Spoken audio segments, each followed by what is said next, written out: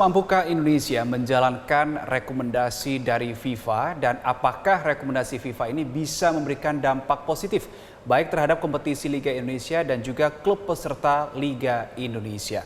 Kita akan membahasnya bersama dengan pengamat sepak bola Tommy Welly pagi hari ini. Selamat pagi Bung Toel, salam sehat Bung. Selamat pagi Bang Toel. Selamat pagi Eva, selamat pagi Reno. Iya, Bung Toel, ada 5 poin rekomendasi FIFA. Tanggapan Anda terkait dengan rekomendasi yang diberikan FIFA untuk sepak bola Indonesia atau perbaikan sepak bola di Indonesia? Iya, 5 poin yang menurut saya sih sangat teknis, sangat spesifik dari FIFA yang mengacu pada kejadian tragedi Kanjuruhan. Karena semuanya maksud saya adalah sangat teknis, sangat spesifik di area itu ya. Di area pengamanan, di area stadium, di area social engagement, di area scheduling pertandingan, dan juga benchmarking dari pelaksanaan pertandingan atau kompetisi. Jadi buat saya ini titik tolaknya adalah kasus atau tragedi Kanjuruhan. Oke, baik. Bang Toel, kita akan bedah satu persatu poin rekomendasi dari FIFA. Kita akan bahas dari poin yang pertama ini terkait dengan meningkatkan standar keamanan stadion. Untuk follow up-nya, apa saja yang harus dilakukan untuk merealisasikan poin pertama ini, Bung Toel? Verifikasi stadium sebetulnya sudah ada tool-nya, sudah ada alatnya yang diturunkan oleh FIFA maupun AFC. Jadi AFC Stadium Regulation, tinggal sebetulnya adalah pelaksanaannya tiap tahun terus dilihat kondisi dan kelayakannya. Apa itu toolnya untuk dipakai dalam menilai infrastruktur, yaitu yang masuk dalam AFC atau FIFA Club Licensing Profesional. Salah satu aspek yang dinilai dalam Club Licensing Profesional adalah infrastruktur. Meliputi apa saja sih infrastruktur, yaitu stadium, tempat bertanding, maupun lapangan latihan. Jadi saya pikir terkait itu sebetulnya toolnya sudah ada, template-nya sudah ada yang namanya club licensing, hanya tinggal dilaksanakan. Idealnya memang setiap klub profesional memiliki stadium, seperti contoh paling gampang adalah di Premier League. Tapi apakah ketika klub profesional belum memiliki stadium lalu kemudian kita tidak bisa bermain bola, tidak bertanding? Tentu tidak. Di Italia kebanyakan klub-klubnya juga masih menggunakan stadium-stadium yang dimiliki oleh pemerintah setempat. Kecuali mungkin Juventus yang sekarang memiliki stadium baru. Tapi kebanyakan masih menggunakan stadium milik pemerintah. Jadi nggak masalah milik pemerintah pun, yang penting stadium itu bisa memenuhi kategori dalam regulasi tentang stadium. Idealnya setiap klub profesional memiliki stadion. Apa yang membuat keadaannya menjadi tidak ideal atau tidak semua klub punya stadion? Ya, proses klub itu menjadi klub profesional memang belum sepenuhnya mencapai titik ideal seperti itu, memiliki stadium.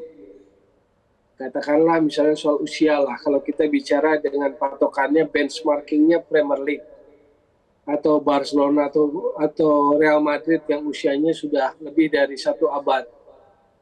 Ya, klub-klub kita pun ada yang sudah berusia cukup tua, yang berdiri sejak tahun 1930-an. Tapi fase profesional mereka kan baru terjadi sejak 2000 lah, sejak era APBD dihapus gitu loh. Nah, jangankan stadium, lapangan latihan atau training ground saja kan sebetulnya banyak klub yang nggak punya. Banyak klub yang menggunakan atau sewa lapangan latihan ke tempat-tempat lain. Entah itu di komplek militer atau dimanapun lah ya. Jadi jangankan stadium, lapangan latihan pun sebetulnya kalau klub profesional Indonesia saat ini itu belum punya rata-rata. Oke. Bung Toel, tadi kita simak pernyataan dari Menpora yang mengatakan bahwa stadion di Indonesia ini adalah paling tidak milik pemerintah daerah, kabupaten kota hingga provinsi begitu ya. Nah, kalau berkaca pada statement Menpora ini, sebetulnya stadion itu berarti tanggung jawab siapa? Dari tanggung jawab pemerintah daerah atau juga klub harus punya sumbangsih untuk misalkan perawatan dan pengajuan izin keamanan dan seterusnya? Ya, tentu kalau dari sisi infrastruktur pada saat ini pemerintah lebih punya kemampuan untuk memiliki dan membangun stadion. Tinggal penggunaannya bisa bekerja sama dengan klub. Seperti di Bali itu kan juga milik Pemda, no? Pemda setempat, Gianyar. Tetapi kemudian hak kelolanya dikelola oleh Bali United. Jadi bisa seperti itu kerjasamanya. Jadi kemudian kondisi stadium itu bisa disesuaikan dengan kelayakan yang tiap musim sebetulnya harus diverifikasi. Dalam konteks klub licensing profesional itu. Baik. Baik, kita bahas poin berikutnya ya, Bung Toel, soal protokol pengamanan. Polisi juga harus berbenah minimal soal pengetahuan apa yang boleh dan tidak boleh dilakukan saat pengamanan stadion. Apa yang menjadi catatan Anda, Bung Toel? Ya, setuju sekali dengan Eva. Jadi yang paling pertama adalah apa yang boleh dan yang tidak boleh. Tentu berdasarkan regulasi. Jadi direktifnya dari FIFA itu tinggal diturunkan saja. Karena dari FIFA ke PSSI sebagai anggota federasi, lalu tinggal diturunkan implementasinya. Persoalannya kan aparat keamanan kan bukan dari football family. Jadi regulasi itu harus terus berulang, harus terus disosialisasikan. Setiap kali, setiap saat. Nggak boleh merasa, oh 2 tahun lalu sudah pernah dikasih tahu dan sebagainya. Nggak bisa seperti itu. Tetapi terus diimplementasikan. Sehingga kemudian bisa menimbulkan protap, prosedur yang standar lah dalam pelaksanaan di lapangan. Nggak boleh berbeda-beda di setiap daerah, itu nggak bisa. Karena aturannya, regulasinya kan jelas gitu loh. Oke, baik. Bung Toel, itu tadi terkait dengan apa yang boleh dan apa yang tidak boleh dilakukan oleh aparat kepolisian saat menjaga pengamanan. Lalu hal berikutnya, kalau kita melihat sepak bola di Liga Internasional, ya, Liga Inggris, kemudian Liga Italia dan seterusnya, aparat pengamanan ini tidak mengenakan seragamnya dan mengenakan rompi yang berwarna mencolok begitu. Apakah menurut Anda hal ini juga sebaiknya diterapkan di Indonesia dan apa pertimbangannya? Iya, artinya kan kita belum sampai ke tahap itu, tahap di mana di dalam stadium adalah pengamanan sipil yang dilakukan kalau di Eropa ya, match stewarding gitu loh. Sementara ketika situasinya berkembang lebih buruk, barulah aparat keamanan atau kepolisian boleh masuk ke dalam stadium. Biasanya kepolisian adanya di luar stadium. Nah, hal seperti itulah yang disebut sebagai benchmarking. Benchmarking yang harus kita pikirkan ke depan, bekerja sama dengan aparat keamanan, aparat kepolisian, supaya hal tersebut bisa terwujud. Itu yang dimaksud sebagai benchmarking. Salah satu contoh. Baik, kita bedah poin berikutnya. FIFA menyarankan agar supporter harus juga dilibatkan sebagai bagian dalam reformasi. Nah, wujud nyatanya harus seperti apa ya, Bung Toel, keterlibatan supporter yang bisa dilakukan? Ya, setuju, supporter perlu ditangani lebih jauh, lebih dalam, terutama mungkin aspek fanatisme ya. Artinya fanatisme tidak salah, tetapi dalam koridor juga memasuki area sepak bola. Supaya sepak bolanya tidak menjadi korban. Kita ingin bahwa misalnya rivalitas sengit itu tetap menjadi value dari sebuah kompetisi, Arema Persebaya, Persija, atau dan sebagainya, seperti kita nonton derby Manchester, El Clasico, dan seterusnya, di mana pendukung lawan pun bisa hadir.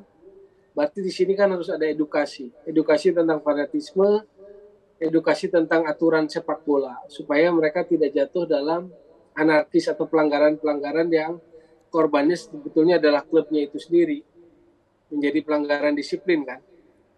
Nah, yang pertama disadari adalah supporter itu afiliasinya dengan klub.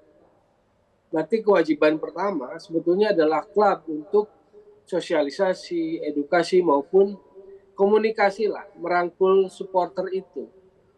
Jadi jangan dituntut tiketnya doang, tetapi diajak mereka dirangkul sebagai bagian dari pemain ke-12 istilahnya kan. Jadi yang pertama sebetulnya hakikatnya itu. Supporter itu terafiliasi dengan klub.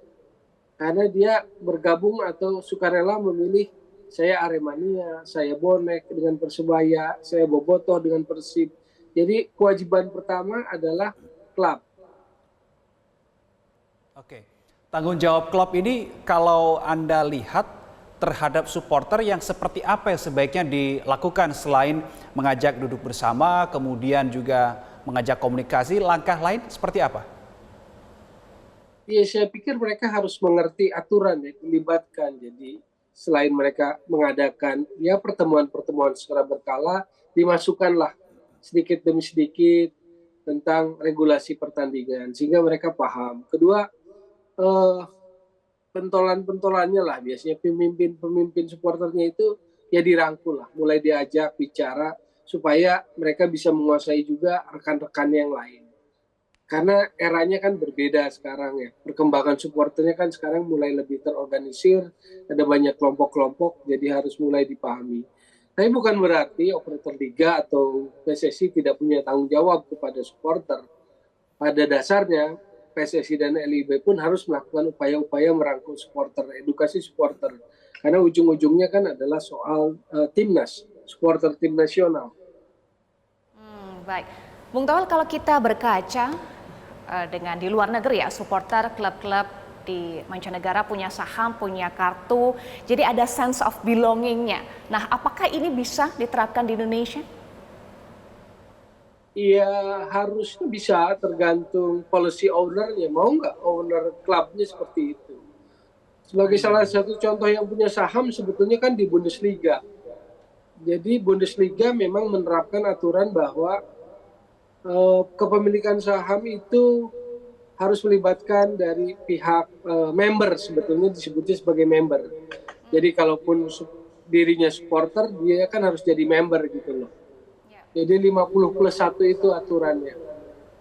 Sebetulnya itu filosofinya adalah menghindarkan klub dimiliki oleh satu entitas.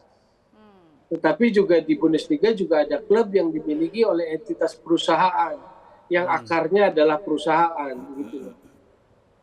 Jadi sebetulnya ini terbuka saja, tapi balik-balik lagi kepada owner klub. Mau nggak berbagi saham itu? Oke, baik.